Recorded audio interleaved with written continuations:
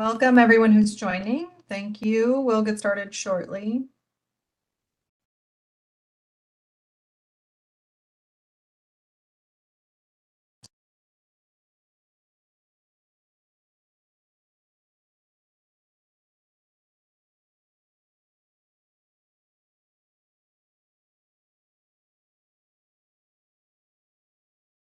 All right, it's 12 o'clock. I think we should get started. We've got quite a few people joining us now, so we're good to go.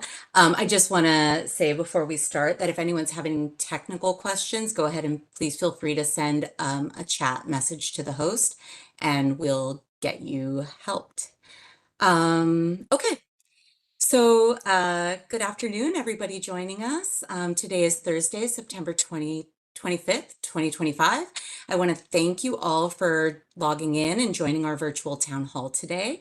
My name is Dr. Sarah Gongora, and I'll be leading our presentation today. The purpose of today's meeting is to discuss the 2025 annual inspections of Barry J. Nidorf Secure Youth Treatment Facility and Campus Vernon Kilpatrick, both of which are facilities where young people are detained, and those facilities are run by the LA County Probation Department. So like I said, my name is Dr. Sarah Gongora, and I'm one of the project directors here for the Probation Oversight Commission. Today, I'm going to be giving a short presentation, but the main point of the day is to hear from all of you. We'll have time at the end of the presentation to hear comments and questions from the public, and I hope lots of people will join in to do that. I am going to be joined today by Commissioners Diane Terry, Millie Kakani, and Tyreek Ship, all of whom participated in these inspections, or some combination of each, and were an integral part in the findings and putting together the notes for the inspection reports that we're discussing today. Those reports have not yet been published. They will be discussed at the POC's October 9th meeting. We'll talk about that a little more. And I'll be sharing highlights from their observations, or they'll be sharing some highlights of their observations after my presentation. So the plan for today is first to cover some ground rules for participants, then I'll proceed with the presentation. We'll then hear comments from commissioners, and then we'll have time for public comments and questions. Our virtual town hall is being broadcast live today to our YouTube page, but we will not be engaging with viewers there. You can follow our social media accounts on Facebook, Instagram, YouTube, and Threads at LA County POC for more information about our meetings, to view recordings, and of course, we always encourage you to get others involved and invite them to attend. Today's town hall is not governed by the Brown Act, and we do not have a quorum of the Probation Oversight Commissioners here in their official roles, so no actions will be taken today. We encourage participation, and again, we'll leave plenty of time for comments. If you don't want to comment today, you can also send us an email with your comments at info@poc.lacounty.gov. So after my presentation and commissioner comments, I'll go ahead and facilitate public comments. Given how many people are here today, I think we're going to limit each commenter to 2 minutes, or 4 minutes if if is required. Town halls are great because if you have a question rather than a public comment, we can give panelists the opportunity to answer the question if they wish to do so. That includes me if you have questions for me. The way you will participate today is if you want to provide a public comment, you'll please raise your hand by tapping the little hand icon, and we'll add you to the queue. If you've called in, you can press *3 to get in the queue. You'll be unmuted when it's your turn, so then you can comment. If you have a question for a specific panelist, please go ahead and state that when you do your comment. And again, like I said, you can always send us an email to info@poc.lacounty.gov, and we'll forward your questions and comments to the panelists for a response. Please do not give public comment in the chat. We're not going to be reading that. And also, if you do a comment on YouTube, we won't be reading that to the larger group. So please go ahead and make those comments out loud or send to the email. And so, buenos días y bienvenidos todos. Se ha iniciado la conferencia por Webex y si le gustaría hacer una pregunta o comentario, por favor va a hacer clic en la imagen de la mano y alguien le atenderá. Si está escuchando la conferencia por teléfono y quiere hacer una pregunta, por favor presione estrella 3 y alguien le ayudará cuando sea su turno. Si quiere entregar un comentario, puede mandarlo a info, arroba, poc.lacounty.gov. info@poc.lacounty.gov.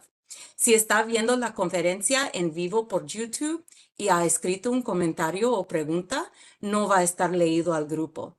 Por favor, usa este correo electrónico. Y por fin, si su pregunta es para una panelista específico, por favor, indique eso al comienzo de su pregunta. Gracias.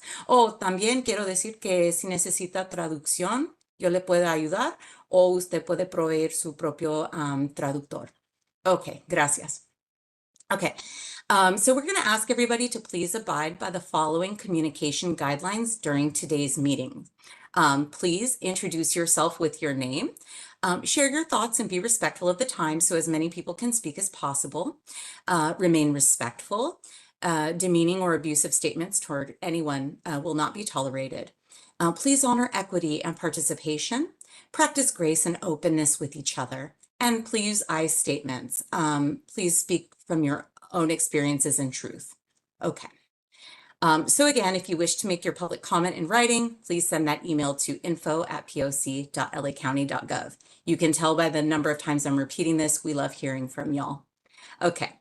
Just a little bit more introduction about myself and why I'm doing this work. So again, my name is Dr. Sarah Gongora. I am a licensed clinical psychologist, and I have more than 20 years working to serve young people and families impacted by various Los Angeles County systems.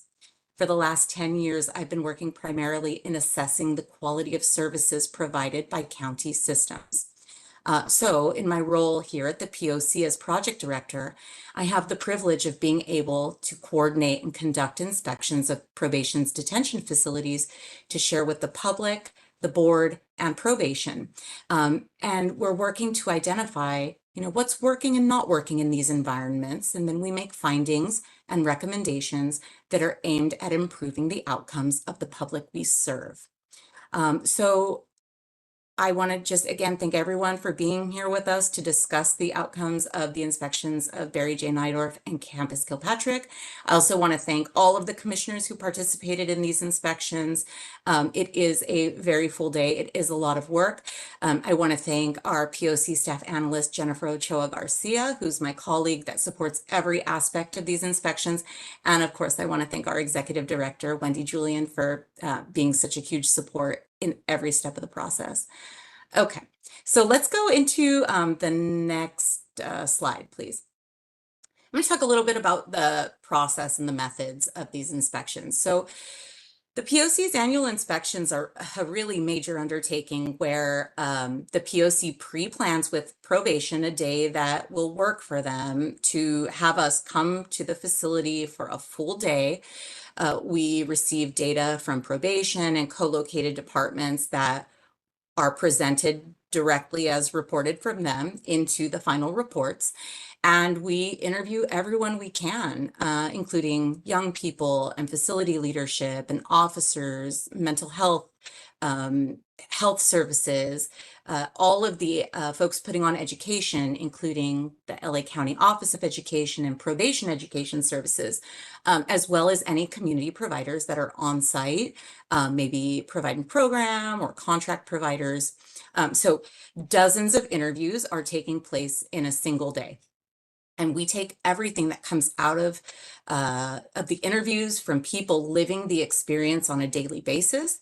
We pair that with the observations that we are visually making over the course of the day, and we turn that into a report with findings and recommendations. So the reports I'm presenting on today They have been sent to probation ahead of the POC's October 9th meeting to give them an opportunity to submit a formal response to them if they so choose. And we will be publishing these reports in their draft form before they're approved with the agenda for that October 9th meeting. And then the public will also have a chance to pre-read them before they're approved.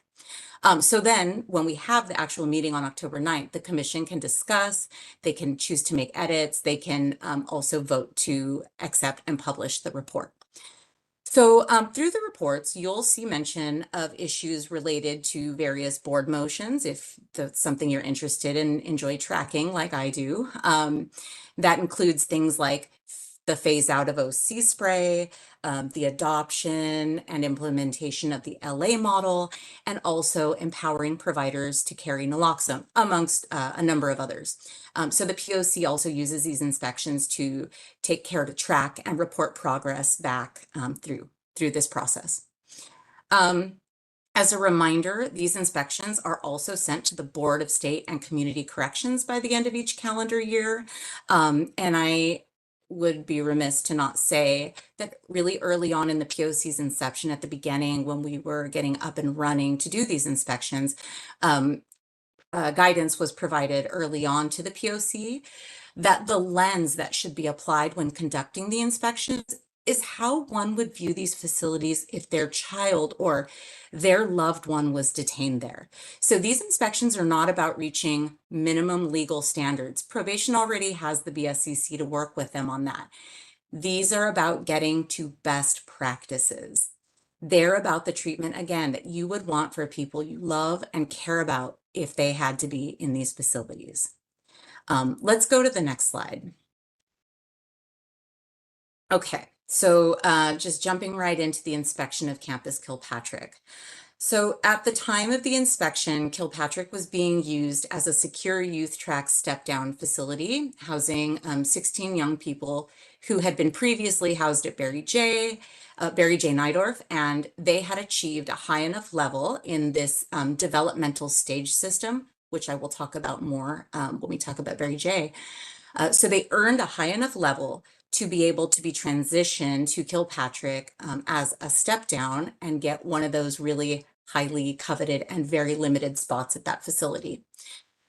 So just for a little bit of history, Kilpatrick was the pilot site for the LA model and the only facility that ever did a full cross-departmental training emphasizing trauma responsive services and a specific type of teamwork expected, and really implemented like a consistent use of rapport-based supervision.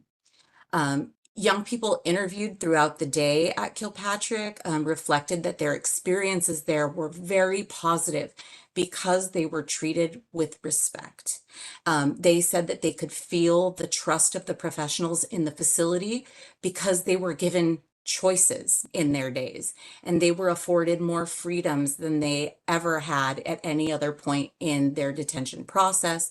And some of that is through very simple things like being able to walk a really short distance unescorted but under line of sight across the campus, maybe to grab something that they had forgotten in their cottage or at the cafeteria area. Young people reflected so much good that it had occurred for them at Kilpatrick in their education, in the way that they relate to and live beside others, and developing their own coping skills with the support of professionals that they felt really cared about them. So unfortunately, the words that were really often and repeated throughout the day and rang in my ears and certainly in the ears of the commissioners were sad and anxious. And this was the tone of the facility as a result of probation's planned changes to sunset the use of the facility for an SYTF step down and to change it to being a facility exclusively for girls and gender expansive youth. So the majority of interviews included interviewees asking the POC staff and commissioners for some pretty basic information like, what's the time frame? And why is this operation that's been uplifted as the best functioning facility in the county Why would that be ended instead of being expanded? And just for reference, in the POC's 2024 inspection report, we also called for a full utilization of the facility for the SYTF population. So there were many concerns expressed throughout the day about the facility's lack of preparation for the change, including there was a broken walk-in freezer, the kitchen was understaffed, there's plumbing concerns and limitations, and there were also other physical changes needed to ensure safety and health risks weren't posed to the new incoming population. A critical issue shared at the facility is that despite the newness and the look of the facility, the LA model is not a facility. I know there's been a lot of focus about the way things look and small group model, but that does not constitute the LA model, right? LA model has been made through the actions of those professionals who show up day after day, creating culture through years of professional development and practice. And it was reflected to us a number of times there that day that shuffling the populations around was perceived as a disservice to officers and youth alike. Co-located departments also expressed serious concern about the lack of plan and shared information from probation's executive leadership, which was affecting their ability to plan for the transition. So that was really the takeaway from Kilpatrick. We kept the findings short because after the inspection was conducted, all of the youth have since either been released, or there were, I think, 3 young people that were moved, and then the facility is now not housing young people. Let's go to the next slide. Okay. So let's talk about Barry J. Nidorf. On the day of the inspection of Barry J, there were just under 100 young people there, and the facility was really running on a staffing stretched very thin. Though the facility was getting by using mandatory holdovers, people volunteering to do overtime, and also having deployed deputy probation officers from the field offices there. This was affecting young people in their ability to have programming outside of the units, which was something positive that had been implemented in recent times. And that was a really big concern for young people because so many expressed wanting to be able to get out of their units for any period of time and as often as possible. Some officers communicated to us the strain that was put on them to be able to provide the type of engaged supervision that they really strive for with such short staffing. So in the POC's 2024 inspection of Barry J. Nidorf, a key finding in that inspection was to ask the department to identify, gather data, and share meaningful analysis of the outcomes of the developmental stage system, or I'm going to call it DSS from this point out, which is a model that was a requirement of a DOJ settlement. So the DSS is a level system. It goes level 1 to level 8. And that's aimed at increasing pro-social behaviors in young people through activities like journaling. There's a point system then where people can move up rank and gain more privileges, and consequently there are consequences for undesired behaviors.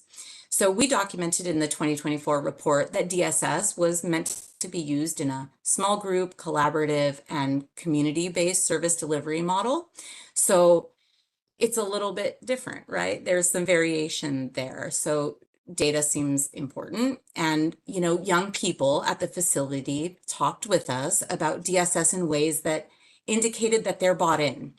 And because of that, we really think there needs to be some data points around the efficacy of the model that are just needed to indicate if the model is, for example, leading to less violence, or it's leading to fewer refiles or fewer serious incident reports, right? If the model is leading to creating a safer environment, decreasing administrative burdens, That seems like something everybody would want to know about. I certainly would. Um, and attached to this was the number of complaints and grievances associated with DSS, which in a way, uh, the complaints were usually about like being concerned about not getting to the next level, right? So there was a lot of indication about young people buying in. They wanted to get to the next level. They wanted to understand why they weren't getting to the next level. They wanted to understand why they had been dropped a level, right? And so the department does a full orientation when youth arrive to the facility, and issues were being addressed as they were arising. There was a lot of indication in that in the grievances, but it still remained clear that for some youth, it wasn't quite enough, and more clarification is needed, and probably in an ongoing way.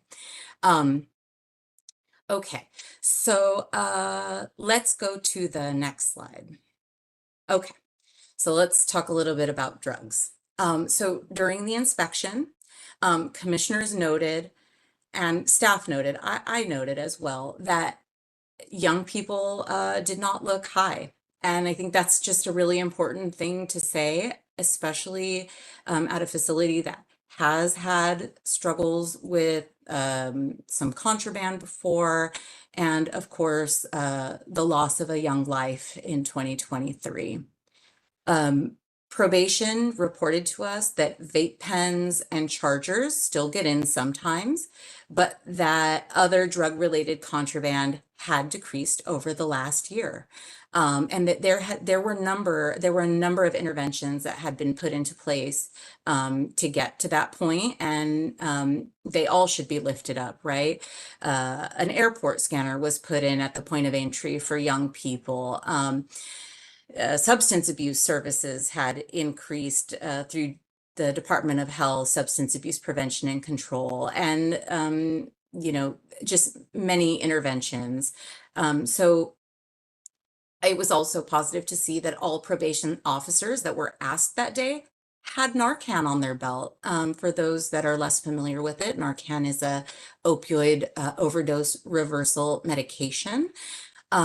So that was a really positive step. And there was also naloxone, or Narcan, made available to all co-located and community providers entering the facility. And we did see that some people were choosing to check it out and carry it. So that's really adding to the safe environment.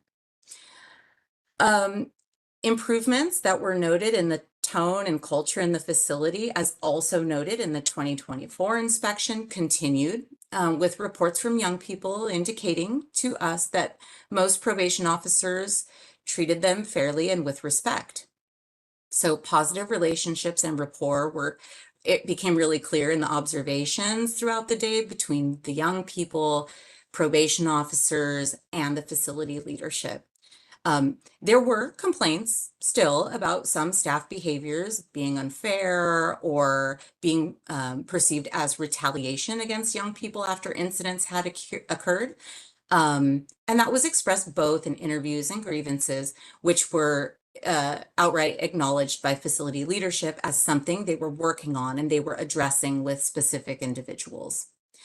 So at the inspection, a general thread expressed was that conditions and culture had been, okay to youth and officers over the last 10 months since the last POC inspection. But the planned changes for the facility cast doubt about the future.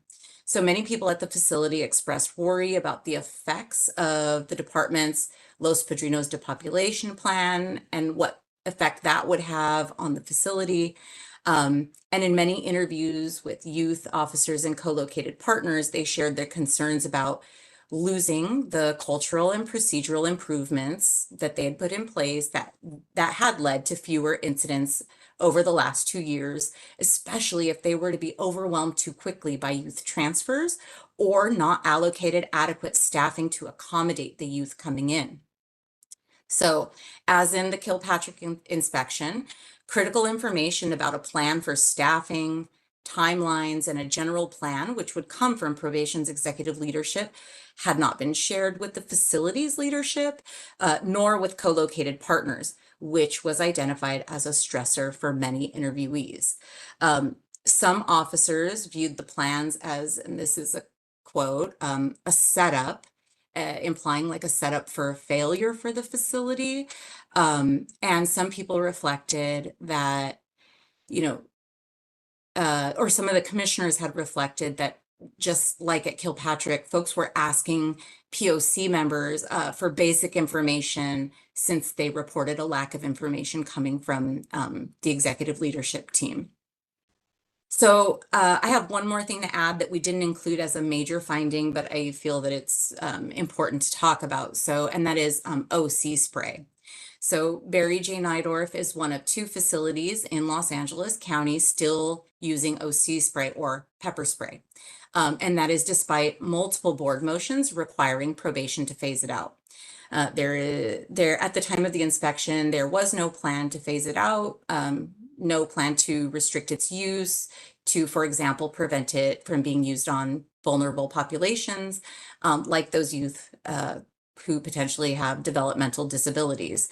So it is a continued point of concern year after year to see no plan and no action taken after having such clear direction to do so. So I think at this point, we should open the floor to commissioners to take 5 minutes or less, maybe, to share about their experiences in these 2 inspections. And actually, I'd like to see first if Commissioner Kakani is here and would like to go first, because I know we had some time limitations. Okay. Thank you so much. So my inspection was connected to Barry J. Nidorf. I didn't have the opportunity to go to Kilpatrick this year. I mean, I +1 everything that you shared, Dr. Gongora, and I think, you know, it's hard to separate like the global plan and the department's intention to engage with Judge Espinosa and that hearing related to Los Padrinos being unsuitable. So there's like so many different things moving. But I appreciate that, like, the tone, I think, at Barry J certainly felt different. But at the end of the day, and I think it was a young person who told me this as I was leaving, is that it's still a jail miss. And like that is very much, I think, the feeling of young folks. It's very much the impression when you walk in. I know that, you know, pursuant to Senate Bill 823, the intention was for secure youth treatment facilities to lean into a more home-like environment. And I don't know that you can ever create carceral facilities that are home-like. Like those 2 are in direct contradiction with each other. But Barry J, similar to like the compound unit at Los Padrinos, like you walk in and you see a whole section that is like surrounded by fencing. You see it just, there's nothing about it that necessarily feels home-like, and that does resonate with young people. And I just think it's important to note that if we're trying to move young people out of Kilpatrick back into Barry J and trying to recreate that like experience where young people have more freedom, where it feels more communal, like there is just like a different culture, like I don't know that that's something that you can recreate at Barry J. There is still a lot of restriction in one's movement. There are still, you know, doors that lock behind you, whether it's the room you sleep in or the day room. There is still a lot of restriction in one's movement. So I don't know, I think those things are important to remember as we're talking about, you know, this group of young people that we're trying to support, who are, you know, perhaps older, perhaps spending more time in these facilities, who are trying to prepare for something different so they don't cycle back into carceral facilities. And I think, you know, it is both the people and culture, but it is also the space. And I just, you know, young people feel that it is a jail, that it is a carceral facility, that there is that level of like surveillance and kind of control over their bodies and their movement. Just wanted to lift that piece up. Thank you so much, Commissioner. Thank you for being here with us, and thank you for your comments. I'll open it up either to Commissioner Shipp or Vice Chair Terry, either one. I can go ahead and go. I can speak on my experience at visiting Camp Kilpatrick. It was my first time going there. And I'm so glad I had the opportunity to go to actually just see that model at work, because I think it's one thing to hear about it and read about it, but then to actually see it. I would echo everything that has already been shared. I think what I want to lift up is that there are some basic principles and practices in place at Kilpatrick that I think any positive youth development program should have. For example, the youth were advocating for themselves. There's partnerships in place. There's communication. There was a sense of empowerment that the young people had. And it just feels like, why would you, if you were to take those values or those practices and look at them in the context of another program, you would say, oh yes, those are wonderful things to be doing. We should support that. We should try to replicate that. So it was just so hard to be there and to understand or try to make sense of, why would we try to take away from this model? Why would we change it? Why would we disrupt it? I think just to give a shout out to the young people who were trying their best, even watching POC meetings and trying to stay engaged and informed about what's happening to them. And while I love the engagement with POC, I just thought, how wild is this that we have put these young people in an environment where we're saying, take ownership, you're on the right path.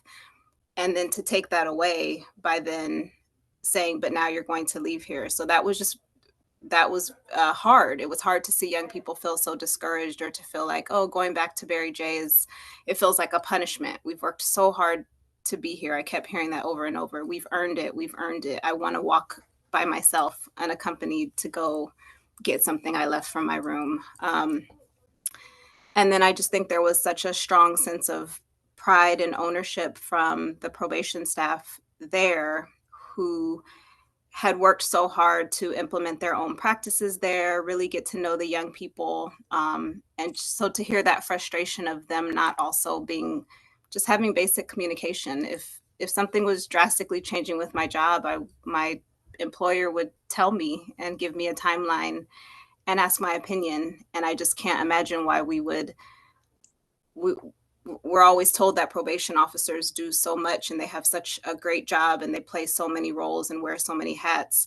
So why would they not get basic communication about something that's going to change their job so drastically, or not be told how many people are coming, so here's how you need to shift your classroom space. So that just was really astounding, the lack of information that everyone at that facility communicated to us. So I could go on, but I'll stop there. Commissioner Kakani? Commissioner Shipp, did you want to jump in? I can wait. You go ahead. Okay, thanks. I just wanted to, I think that was also, funny enough, the similar experience for the staff at Barry J, who didn't know like how many young people were going to be coming, what was the plan, how were they, I think staff at Barry J had really leaned into this being a secure youth treatment facility with the opportunity to either step down, being like outside of a carceral facility, or step down to Kilpatrick, right? And that's what young people were working towards. And so there was a lot of kind of concern around what this was going to look like for the facility, how to plan for, new young people kind of across the spectrum, right? Like pre-dispo youth potentially, who are coming in with a very different set of needs, and who are kind of in a, like in a unique state of like vulnerability, and that they have no idea what their future is going to look like, right? Like, is it going to be 5 years? Is it going to be 6 years? Are they going to be at a camp? Are they going to have to be at SYTF? I think there's like a different level of support that needs to be provided to those young folks, and staff didn't really know how to prepare for that because of this like lack of communication, at least from my impression and my conversations with them, from management. right? And so, and how do you receive kids who had been at Barry J and worked their way out essentially, who may feel like they're starting from scratch again? And how do you support them in like staying committed and running a program, whatever that means, and kind of ensuring that young people aren't, and staff really aren't bearing the brunt of a lack of communication, poor planning, and like a prioritization of ensuring that everyone's needs are met when confronted with so many potential changes.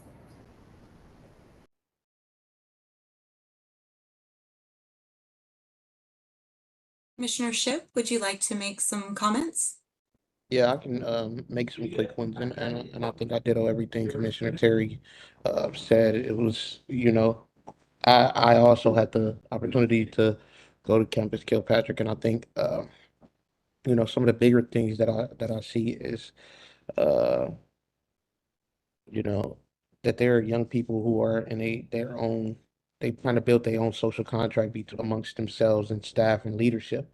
And it's like they buy into it, right? They don't fight or they don't gangbang or they don't destroy the property. And so, there was a sense of buy-in that you don't usually see in carceral facilities. Usually it's like, people feel like it's every man for themselves, but these young people who, most times people try to label as unruly or they don't listen or they're the bad kids who bought into it and were just on the same playing field as the adults. And especially around that anxiety piece, I think like, it wasn't just anxiety from the kids, but from top to bottom. Even the person at the door had anxiety about these young people having to potentially be moved or potentially go home when they weren't ready, right? And the young people even acknowledged that they weren't ready. I think person one of the young persons were there for, I want to say, about around 2 months, and so they never had the true opportunity to see what it's like to really be inside of this facility and buy into this wholeheartedly. And so that anxiety for some of them was that they were going home when they weren't ready, and then some of them would go home or go back to uh Barry J, and the fear that set in too as well, right? Like these young people are used to being able to walk around and talk to probation leadership at these facilities when they need to, how they need to, and really have true dialogues. And so going from a setting that is the least restrictive and most therapeutic setting to the most restrictive setting just caused a lot of anxiety. And so um even the inspection, you couldn't really get a sense of how this facility is as a whole because of the anxiety around amongst everybody was kind of created a cloud over the facility. Thank you so much, all three of you, for participating in these inspections and being very thorough in your notes and for being here today and making these comments. I don't like to be monologuing for too long, and it's really great to have your perspectives and have some of those things, quoted and lifted up, especially the things that were said by young people directly to you. So I really thank you. And I think now we will open the floor. Let's have any attendees raise any questions or concerns that you have. As a reminder, so to ask a question, you've got to be logged into WebEx or have called into the meeting. So if you would like to provide a public comment, please go ahead and use the raise your hand function by tapping the hand icon and you will be added to the queue. If you are calling in, please press *3 to get in the queue. You'll be unmuted when it's your turn so you can make your comment. If you have a question for a specific panelist, please feel free to state that. You can always, again, send us an email to info@poc.lacounty.gov, and we will forward your questions and comments to panelists for a response. Please don't send your public comments in the chat. And if you are having any technical questions or can't find the hand icon, please send a chat to the host. Okay. So let's see. I need to see if there are any hands up. Who do we have? Oh, I see a hand. Okay. Helen, I think you're up first. So if you can unmute. And I think we said 2 minutes. So go ahead and start your comment and then I'll start your time. I just want to thank everyone for everyone's comments and for you doing this town hall. I think it's important. It's hard knowing that I think this inspection was done back in June or July and it's now September and we're in the midst of this depopulation and Kilpatrick still sits empty. And so it's dispiriting to know that this is where we are. One question I would have is, I know of the 16 youth that were at Kilpatrick, some went back to Barry J. Do we know if they are still at Barry J and how they are doing? And hearing the comments and all the uncertainty on all the kids, knowing when these changes were coming up and the lack of communication is just mind-boggling and so saddening to me. And I just wonder again, here we are inflicting more trauma on these young people who have already endured so much trauma, and we're just continuing it. So it's really, I really appreciate the access to all this information and hearing everything from everybody. And I thank you for that. And it's just really, it's really sad making. So that's my comment. Thank you.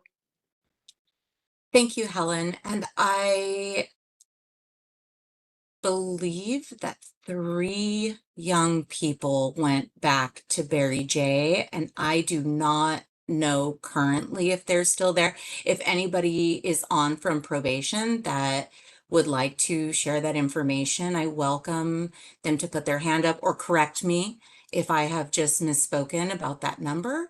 I agree, Sarah. It was a handful. It might have been 3. It was I think fewer than 5. And the rest of them were able to go to community step downs pursuant to the court. I think the reason it's hard to pinpoint a number is there was some delay in terms of the hearings. So some of them were able to get to their hearings quickly, and others it took longer, but they still went to step downs. So their stay at Barry J may have been short, but I agree with you. I don't know whether there are still kids there. Thanks, Wendy. Okay, I see someone else with their hand up. Tahita, I think an unmute request has been sent. If you accept it, you can begin your comment. Yes. Can y'all hear me? Yes. Okay. Hello, my name is Sarah Shakur, and I just want to start by saying thank you for holding this town hall. I've learned a lot of valuable information today, and I'm grateful to be here with all of you, and I'm from Youth Justice Coalition. I also have to name what is happening. Probation was ordered to stop using pepper spray, and yet they still continue to use it, especially on our most vulnerable young people. Even after being told multiple times about the harm pepper spray causes, and even after being ordered by their own leadership to stop, they refuse to change. This only proves what we already know. Probation believes they can do anything they want to and don't have to answer to anyone. They hold too much power, too much control, and not enough care. And young people are paying the price. A young person died. The young person you mentioned name was Brian Diaz, while in probation custody. Not while not because they were cared for, but because of lack of care. And still others are being pepper sprayed, abused, and harmed. This is unacceptable. The truth is clear. The only real path to justice, the only true path to healing, is to shut down probation. Anything less means more harm, more violence, and more lives lost. Thank you. Thank you. Thank you for being here with us today. I'm not seeing any other hands.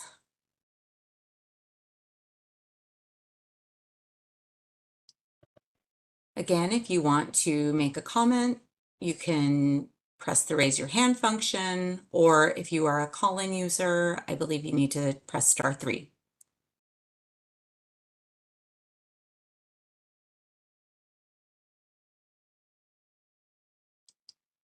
Sarah, while people are thinking, I'm happy to share a couple of my thoughts that weren't part of that presentation, but I really hope people will raise their hands because we want to hear from you. So I'm really just delaying the end of the town hall so that we can hear from you. I'll say, I'm going to echo something that Sarah said, which is about not seeing youth. I will say I attended the Barry J inspection and have attended every Barry J inspection for 5 years. I did not attend the Campus Kilpatrick inspection this year. The comment that Dr. Gongora made about the levels of intoxication that have sometimes been seen among youth, that was my big takeaway walking out of the facility. Sarah and I actually talked about it in the parking lot, that it's remarkable that young people seemed to be in their full selves during the day, talkative, thoughtful, engaging in the classrooms in ways that are quite different than years prior. And that is, it's hard to measure, and just, it made me very happy. I'll say that's true about as Millie said, the culture and tone of the whole facility. That's also a hard thing to measure, but I can tell you that over the course of the 5 years of doing these inspections, there's no comparison to how it feels at Barry J right now compared to how it was a few years ago. That's culture shift, and it's really, I mean, I've said it multiple times, but I'm very pleased at how the young people themselves, like Tyreek said, and the staff have banded together to make this happen. It's really great. One of the disappointments that I had that will be in the written report is about the access to college. There were 60 plus college students at Barry J the day we did the inspection. 60, it's a lot. And that's because the age of the population of young people detained by probation is really increasing a lot compared to when we started because of the closure of the Department of Juvenile Justice. And there's limited amount of time that young people were able to spend on their college classes. There's limited access to computers to be able to do virtual classes. Unlike the year prior, there were no live classes, certainly no in-person classes, the way that they are doing it in other counties. And I really hope that we can continue to think about age-appropriate programming, in particular college, but also a lot of other things. And so that was something that I think I hope to see an improvement on next year when we go back. Thank you for that, Wendy.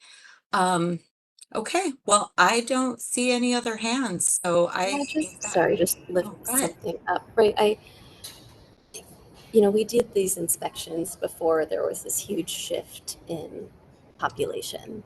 And so I just think it's important to note that like what we experienced in the first part of this year may be very different right now, which is super unfortunate, right? Because with the addition of 40 predisposed youth, right? Like, does that hamper access to higher education? Does it push the department to lean into ensuring that like more young folks are accessing more quality education?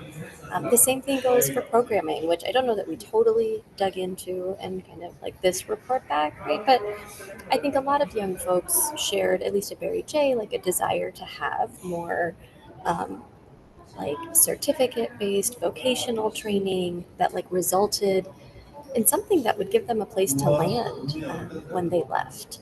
And so it's just hard to know kind of how the department is now, given that it seemed like it was somewhat of a struggle at Barry J even back in or when we were there, but in the earlier part of this year, like how is the department kind of responding now to an increased population at this facility with a wider range of needs, across the spectrum in terms of like the life of a case. So I don't know. I think that there's a lot more to the story, I think, given where young folks are now and how they're experiencing the facility.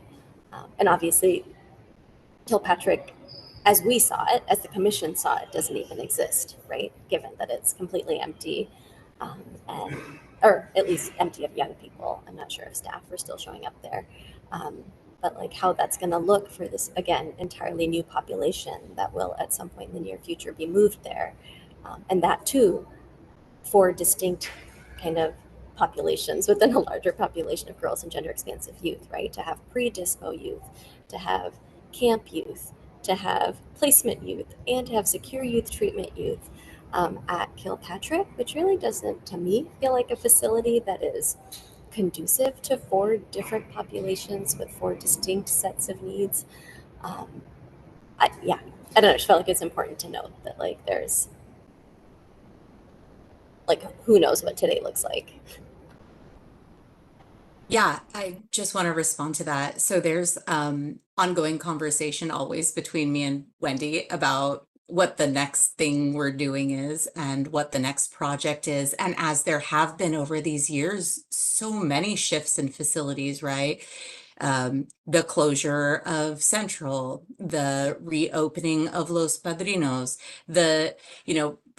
in the time that I've been here at the POC, Kilpatrick has already changed once. It was previously a camp that transitioned into an SYTF secure youth track facility, right? And so we have been also talking about what the inspection should look like, what our capacities are to be able to do something similar, possibly, an idea of what we did with Los Padrinos. We did a pre-inspection before it reopened. And then we came back a couple of months after it had opened to give the facility a chance to get up and running, and to then come when the dust had settled a little bit of a lot of the movement and come in and do an early inspection. And so that's something that commissioners can think about, and then provide also feedback to the staff to direct our work, right? Because if you all vote on something, you can direct us to do the work. And I'm always happy to go to the facilities, and I'm always happy to be talking about how young people in the facilities are doing. So sprinkle, sprinkle. Okay, we've got a couple of hands up. Dr. Mohammed, your hand is up. I will start your time when you start talking. Good afternoon. Thank you. For the record, my name is Dr. Isradullah Mohammed, clinical psychologist and author of the evidence-based Bureau Care to Custody Cemetery Pipeline and the B2C3A Pipeline Prevention Model, which was entered into the county record on April 10, 2025. I first want to acknowledge the Commission's effort to create space for dialogue, and at the same time, want to highlight that recent practices which may be of concern, such as holding town halls without agendas and limiting visibility of public comments, which really risks undermining transparency and trust. To strengthen the record and support prevention first accountability, I respectfully urge the Commission to publish a dashboard and a timeline, specifically focusing on reforms since April 10, 2025, and explicitly citing the Bureau Care to Custody Cemetery Pipeline and the B2C3A contributions and provenance. This step will safeguard transparency and prevent the erasure of lived expertise and ensure reforms are tracked with integrity. Public trust is public health. Public safety is public health. And preserving the record of how we arrive at reform is as important as the reforms themselves. Thank you. Thank you so much for that comment. Thank you for joining us. We have one more hand up. Elida, if you can unmute, and I will start time when you talk.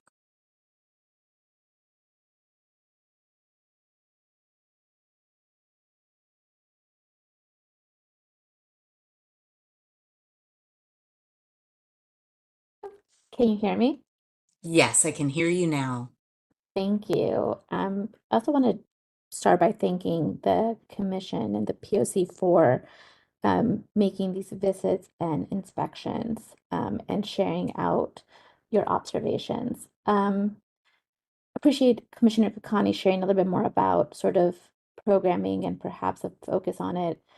Again, I think it's challenging because of the changes that have been enacted. I'm with the Arts for Healing and Justice Network. We support several providers that are programming inside the detention facilities. And, we've been hearing a lot of challenges around the dogs that are at LP, the body scanners, and really feeling like we're moving backwards in terms of building spaces that feel not carceral and punitive, but actually doubling down on practices that are of punishment and not feeling very welcoming. We know how our providers feel when they enter the facilities. It feels very law enforcement heavy. And so I can only imagine how families feel when they're visiting the same facilities to see their children. So again, curious in terms of those changes that have been implemented since. Also curious in terms of like programming and the challenges that we've experienced in terms of having dedicated space for programming, sufficient staff to bring young people to programming, just the programming calendars and if those are being kept up to date, if those are being observed and not canceling workshops or doubling on programming that then affects providers' ability to program effectively. So I think there's other just elements that sort of impact the culture of these facilities and the ability of providers and CPOs that are attempting to do work and reach the young people inside. So just really appreciate the work that is happening and also just naming and uplifting. It's hard when so many changes are happening with no communication, no notice, no way for CPOs to plan ahead, to be proactive. And so I think that also makes it really challenging when there's not a lot of transparency and communication regarding the changes that are happening. We usually find out after the fact when young people have been changed and when a lot of our providers are building relationships with young people, not being able to say goodbye or let them know if they're going to be able to continue programming is really difficult, especially for young people that already have, trust issues. And so just naming that is really hard when, again, there's not a lot of communication and advance notice of these changes so that adults that are working with young people can plan ahead. So thank you so much.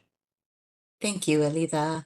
And I will just say I can't speak to obviously what is happening right now, but I did notice at the facility on the day of the inspection that the gains in the accuracy of the calendar and things occurring at the time that it's expected to be were maintained. I think that was a positive takeaway from the 2024 inspections as well, that we did observe a much higher level of accuracy with the calendar. So I can definitely speak to that. But as Commissioner Kakani mentioned, there's always that ask for more vocational stuff, more programs that are hands-on that will lead to gainful employment.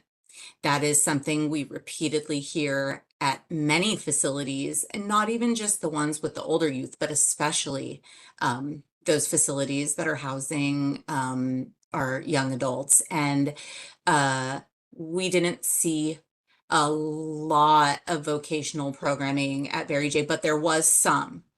And I'm blanking on exactly what those programs were called, but it will be part of the inspection report. And I will do a plug for something else that we'll be talking about soon, which is that the commission has been conducting visitation inspections to really get a handle on and understand how parents and family members are being received at the various facilities. We've been focused on Los Padrinos and Barry J because those are the largest facilities. And all through the month of September, we have been conducting inspections, and there will be a report back on that at our POC public meeting on October 9th. And so I just really encourage everyone that's joining us today to join us and continue that conversation. I don't see any more hands, so I'm Yeah, gonna could I say, address the one yeah. thing that Alida just said? So we have already completed, Sarah has already completed, along with commissioners, the inspections of camps. Afflerbach, Page doesn't have anybody there, but we also visited Camp Page, Camp Rocky, and Los Padrinos. Those reports are forthcoming, but a couple of the things that Alida just mentioned will show up in those reports, including you mentioned overlapping programming. That is a very interesting point that impacts the total amount of programming that's available and also which programs get more youth than others. We'll be talking about that in one of the future inspections. I'll also say specifically, I told Sarah this after my observation of visitation on Saturday at Los Padrinos for that inspection process, that the process with the dogs and the scanners actually went pretty smoothly, except for a program provider, that it took a very long time to get them into the facility. So I think there is something to be said for what you're lifting up there, Alida. And while the purpose of our inspections is focused on family visitation, we certainly can make some recommendations related to other things that we see related to that. There have been some really poignant public comments at some of our meetings about the way some program providers are treated upon entering the facility. And so I just want to acknowledge that you've said that. And while it's a little outside the scope of these two inspections from what we witnessed, you will see it in future inspections. Absolutely. Great. Commissioners, I think Commissioner Terry, you had your hand up first, just by a millisecond, but. I just was going to say it's disheartening to hear that some of these challenges are still happening with programming and calendars. And, you know, we spent a good year in our CBO ad hoc committee, you know, putting forth recommendations that were informed by you all as providers to help eliminate some of this at such a basic level. And I do think that I know that the department has made efforts to communicate or strengthen communications or have regular contact with providers in the midst of all these changes.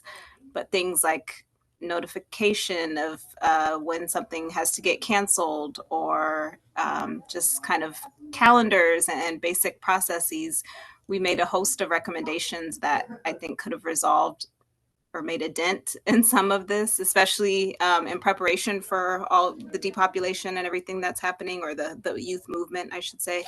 So I just more so wanted to say it's just really unfortunate to hear, because I think there were opportunities to try to remedy some of this. So. Commissioner Kakani. Yeah, I just wanted to lift up another thing that Alida shared and that, you know, maybe is valuable for future inspections or as a follow-up to the transition or the movement of young people. I'm spending the day today talking to young folks who've been impacted by systems, all of whom say that like consistency really matters, especially when like adults have historically not been reliable sources of support. And the way the system is moving bodies, like quite literally, right, really impacts that level of consistency that young people, I think, need and thrive on, that like level of reliability. And so I do hope if the department is listening that they hear that, right? Like obviously these inspections are just like a single point in time, and so much is changing and has changed. And really like reflecting on how that impacts young people. While it's also the Probation Oversight Commission's responsibility, I do hope that the probation department is like taking that into consideration as they reorganize programming, as they reorganize like access to services, whether it's mental health services, education, like people that young folks connected with, and like how that loss impacts them. Just feels like an important thing to pay attention to. So I just wanted to name that, and thank you for lifting that up, Alida. Absolutely. Okay. Well, I think This means our time has come to an end. I want to thank everybody so much for joining us, our commissioners, all the members of the public, everybody who made public comments. So our next POC Commission meeting is on Thursday, October 9th at Magic Johnson Park at 9 a.m. We'd love to also have you all join us for that. You can find our registration details on the POC website at poc.lacounty.gov/meetings. Thanks everybody for listening in, and I hope you all have a great day.